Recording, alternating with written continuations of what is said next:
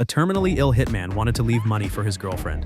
After buying 10 accident insurance policies, he spent $2 million to put a bounty on himself. And this easy money was quickly taken by a team. After holding back his grief and breaking up with his girlfriend, Jason quickly returned to his home.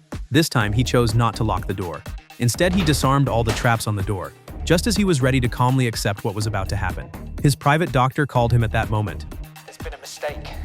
You do not have Creutzfeldt-Jakob disease. They tested me multiple times. Yeah, they switched labels with another patient. You're not going to die. In fact, there's nothing on earth to stop you from leading a long and healthy life. So go and do it. Jason was completely stunned, because there were only 5 minutes before the killers arrived. Even if he wanted to cancel the job, it was too late. He immediately began setting traps. As the clock struck midnight, the killers officially made their move. To test Jason's strength, the boss first sent out a taekwondo expert. But for Jason, who had lived on the edge of death for years, the opponent was as weak as a baby.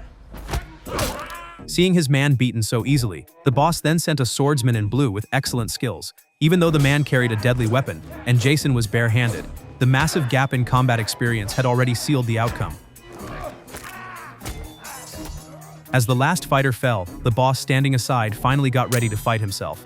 The next second, after taking down those low-level killers, Jason immediately called the head of the assassin organization, but the boss flatly rejected him. Because years ago her father had died at Jason's hands, so not only would she refuse to cancel the bounty, she would even pay out of pocket to double it. With the bounty doubled, assassins from all over the world started eyeing the job. Some took it with a try-and-see attitude, but the veteran killers who knew Jason's strength flatly refused the job. To prepare for opponents from around the world, Jason rented a villa in the suburbs and made his location public. As the first team stormed the estate, the drowsy Jason finally got his toys.